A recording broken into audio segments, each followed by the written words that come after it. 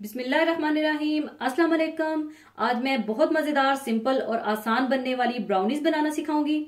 और अच्छी ब्राउनीज की खासियत होती है कि वो बहुत साफ, चुई और थोड़ी क्रैक्सी होनी चाहिए। बहुत आसान रेसिपी है, इसमें आपको कोई इलेक्ट्रिक बीटर वगैरह की जरूरत नहीं होगी। बस सारी चीज़ों को मिक्स करना है और बेक करना है। और ब्राउनीज बनाने के लिए हमें चाहिए होगी कुकिंग चॉकलेट 200 ग्राम, मक्खन 125 ग्राम और अंडे 3 अदद, मैदा 70 ग्राम और मैदे को आप छान कर रख लीजिएगा। और अखरोट रफली चाप किए हुए 150 ग्राम और कैस्टर शुगर 125 ग्राम चाहिए होगी। सबसे पहले आप कुकिंग चॉकलेट को मेल्ट कर लें, चाहे डबल बॉयलर में या माइक्रोवेव में रखकर मेल्ट कर लीजिएगा। चॉकलेट मेल्ट करने के बाद आप इसे अच्छी तरह से मिक्स कर लें और साइड पर रख दें।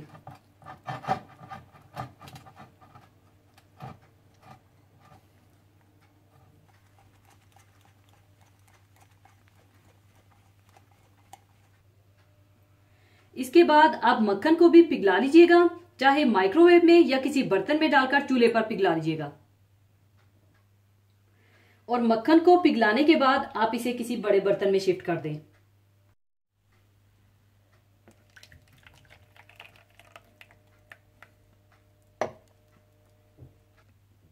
इसके बाद आप इसमें कैस्टर शुगर डालकर अच्छी तरह से मिक्स कर लें।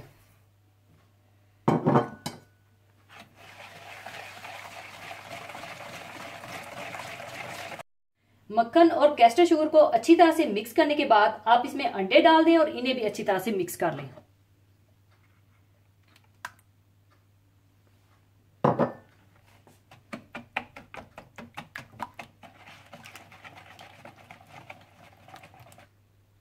और इसके बाद आप इसमें मैदा डालकर अच्छी तरह से बैटर तैयार कर लीजिए और साथ ही आप ओवन को भी 150 डिग्री पर प्री हीट कर लीजिए।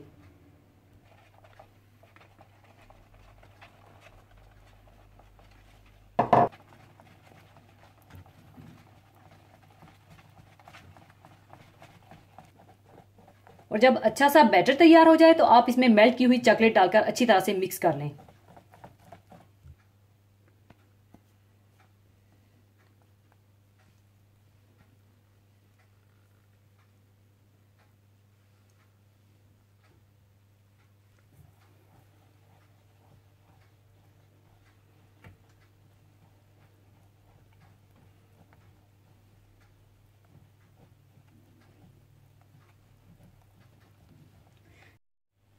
और जब चॉकलेट भी अच्छी तरह से मिक्स हो जाए तो आप इसमें रफली चाप किए हुए अखरोट भी डालकर अच्छी तरह से मिक्स कर दें।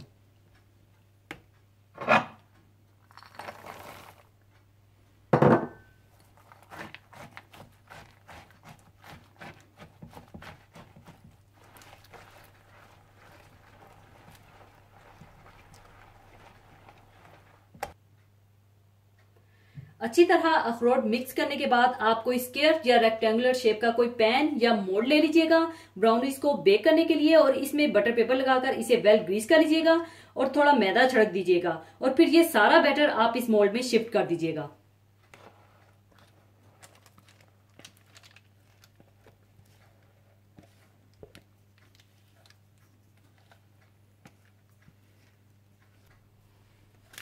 और इस तरह से आप अच्छी तरह से सेट कर लें इसको।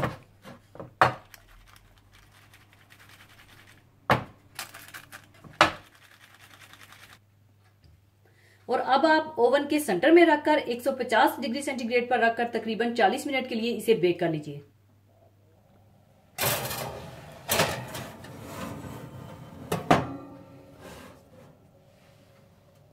लीजिए, ब्राउनीज तैयार हो चुकी हैं। अब इन्हें मैं निकाल लूंगी।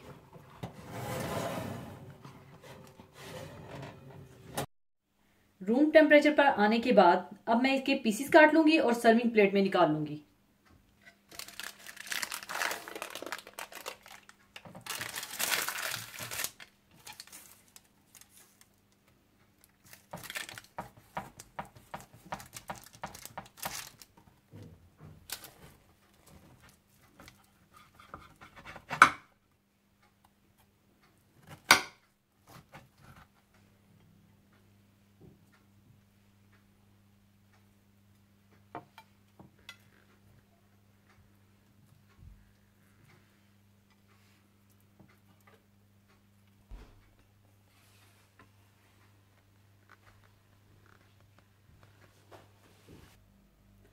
लीजिए, बहुत सिंपल, मजेदार और आसान बनने वाली ब्राउनीज तैयार हैं।